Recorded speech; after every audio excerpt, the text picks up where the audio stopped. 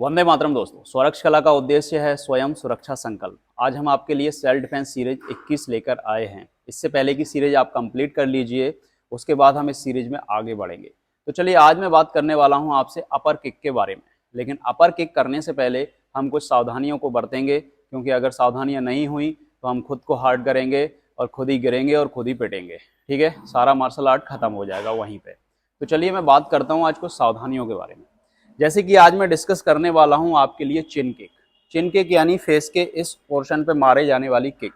चाहे तो आप उसे नाक पे भी मार सकते हो या चिन पे मार सकते हो, लेकिन वो मोस्टली इफेक्टिव होती है चिन पे। ठीक है, तो आज मैं इसी के बारे में डिस्कस करने वाला हूँ। लेकिन उससे पहले मैं आपको बता दूं कि जब भी हम किसी अपर किक का इस्तेमाल करते हैं या कुछ भी करते हैं, तो हमारे नीचे जो पैर रहता है हमें उसका बहुत ध्यान रखना है, क्योंकि उसके लिए जो सावधानियां हैं वो मैं आपको बता देता हूं। पहली बात आपको याद रखना है कि जो नीचे आपका फ्लोर है वो कैसा है। यानी आप कीचड़ में खड़े हो या आप कहीं ऐसी रोड पे खड़े हो जहाँ पे गोबर पड़ा हुआ है बहुत सारा, या भाई पानी पड़ा हुआ है, या रोड पे कोई ऑयल डला हुआ है गाड़ी का, जहाँ सर्विस वगैरह होती है, कोई एक्सीडेंट हुआ हो, ऑयल पड़ा हो, तो आपको वो ऑयल वगैरह पे ऐसी चीज़ें अवॉइड कर देनी है कि भाई वहाँ पे हम अपर किक बिल्कुल नहीं करेंगे। क्योंकि अगर आप जब भी किसी स्लिपरी जगह पे अपर किक करने जाओगे तो आप खुद का बैलेंस खराब करोगे और वहाँ पे गिरोगे। ठीक है, ये पहली चीज़ नोटिस कर लो। दूसरी चीज़, हमें कपड़ों का बहुत ध्यान रखना है। अगर हमने लोअर सेक्शन में कोई ऐसे कपड़े पहने हुए हैं जो टाइट है, जैसे मान लो कोई ऐसा जीन्स है जो स्ट्रेचेबल नहीं है और जो बिल्कुल फिटिंग का है, जिसमें हम पैर नहीं उठा पा रहे हैं, या गर्ल्स के लिए बात करूं तो उन्होंने कोई ऐसे कपड़े पहने हैं जैसे पार्टी वियर कुछ कपड़े होते हैं, या हाई हील्स पहना हुआ है, तो आप अपर किक को बिल्कुल अवॉइड करें। उसके लिए मैंने और भी किक दी हैं, वो ग्रोइन वगैरह का आप उसमें इस्तेमाल कर सकते हो, क्योंकि वो बहुत ज़्यादा ईजी रहता है। तो दूसरी चीज़ यही है कि आपको कपड़ों का इस्तेमाल सही तरीके से देखना है कि भाई हमने किस टाइप का आउटफिट पहना हुआ है, हम उसमें इस चीज़ को इस्तेमाल कर सकते हैं या नहीं। अब मैं बात करता हूँ चिन किक की सावधानियाँ। पहली सावधानी, हम प्रॉपर रीच नहीं ले पाते हैं। अगर मेरी रीच ये है, मैं मान रहा हूँ कि मैं इस रीच पे खड़ा हूँ और सामने वाला यहाँ पे फेस रखे हुए है, मान लो ये उसका फेस है, तो मैं यहाँ से चिन किक कैसे भी नहीं उठा सकता, क्योंकि मैं यहाँ से उठाऊंगा, सामने वाला तब तक मुझे पुश कर देगा। जैसे मैंने किक उठाई वो पुश करेगा और मैं यहाँ से गिर जाऊंगा। ठीक है, अब आप कितने ही बड़े मार्शल आर्टिस्ट बने रहो, अगर आपको अपनी टेक्निक का इस्तेमाल करना नहीं आता तो आपकी सारी प्रैक्टिस जीरो है। ठीक है, जब तक आप कोऑर्डिनेशन नहीं बनाओगे आप प्रॉपर नहीं सीख पाओगे, ये बात ध्यान रखना। तो कोऑर्डिनेशन ये है कि मैं प्रॉपर रीच ले रहा हूँ।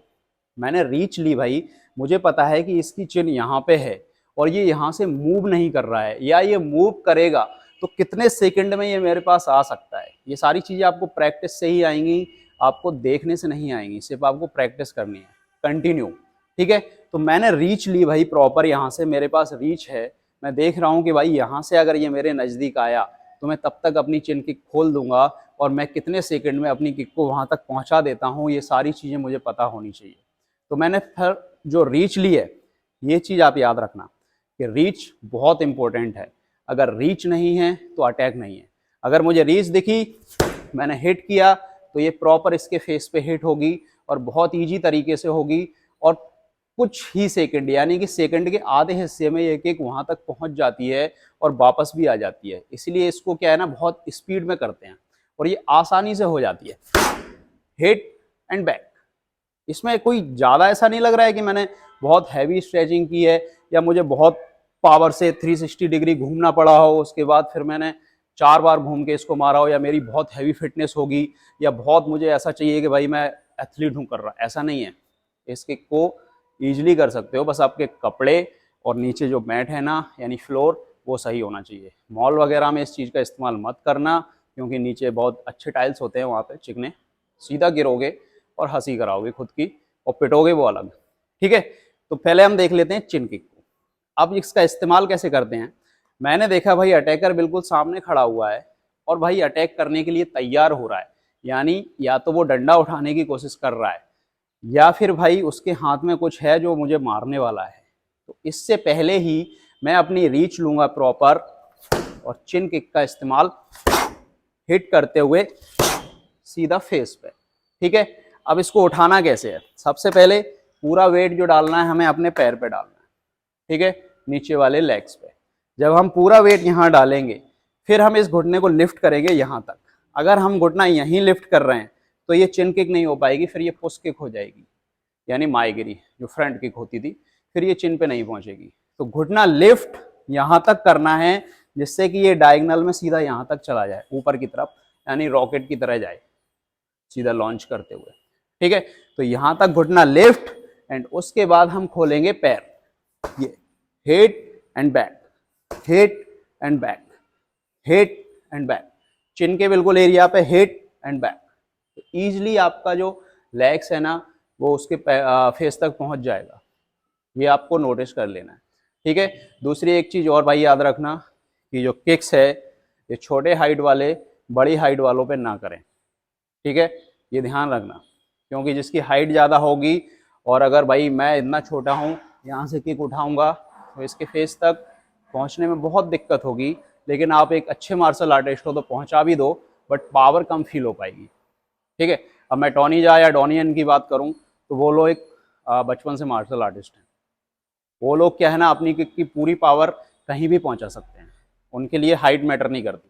लेकिन जो लोग भाई प्रैक्टिशनर हैं, अभी शुरुआत की है, उनके लिए मैं कहता हूं कि अगर रोड फाइट कभी हो भी जाती है तो आप फिर इनका इस्तेमाल ना करें, आप पंचेस, एल्बो, नीज या ऑब्लिक ग्रोइन किक इनका इस्तेमाल करें, जो कि मैं आपको सारे वीडियो दे चुका हूँ। लेकिन हम इस पर भी बढ़ेंगे, डे बाई डे आगे बढ़ते जाएंगे, सीखते जाएंगे और चीज़ों को इम्प्रूव करते जाएंगे। मैंने कहा है आपसे कि मैं 60 दिन में आपको कंप्लीट मार्शल आर्ट का कोर्स कराऊंगा जिसमें आप हर चीज़ सीख पाएंगे। ओके, तो इसके लिए कुछ कॉमन सी एक्सरसाइजेस हैं वो मैं बताने वाला हूँ। एक तो आपको स्क्वाट्स के साथ किक थ्रो करना है, squats and kick, squats and kick. इसकी प्रैक्टिस आपको लगभग 20-20 बार करनी है दोनों पैरों से, यानी आपको किक्स स्टार्ट करने से पहले ये सारी चीज़ें करनी है। ठीक है, दूसरा आपको पैरों को उठाना है आगे की तरफ, लेग राइज, जितना आप कंफर्टेबल हो उतना उठा सकते हो ऊपर की तरफ। इससे क्या होगी कि आपकी स्ट्रेचिंग प्रॉपर खुल जाएगी और किक करने में बहुत आसानी होगी और किक का जो बैलेंस है ना वो भी बहुत अच्छे से बनेगा, यानी आप परफेक्ट तरीके से किक कर पाओगे। तो आप लोगों को अपर किक में जो जो सावधानियां रखनी है वो समझ आ गई होंगी। आपको आउटफिट का ध्यान रखना है, आपको फ्लोर का ध्यान रखना है और आपको अपनी प्रैक्टिस का ध्यान रखना है कि आपने इसकी प्रैक्टिस की है या नहीं की है। तो अपर किक वही इंसान मारे जो कॉन्फिडेंट हो और कंप्लीट डेली प्रैक्टिस कर रहा हो। बाकी ये नॉकआउट किक है और इसकी प्रैक्टिस के लिए जो हमने आपको एक्सरसाइजेस बताई हैं वो आपको डेली कर लेनी है, तभी आप इस किक का इस्तेमाल करें प्रैक्टिस में भी। और अपने पार्टनर का पूरा ध्यान रखें कि भाई उसको डैमेज ना हो। बाकी हम एक नई सीरीज के साथ कल फिर से उपस्थित होंगे, तब तक के लिए जय हिंद।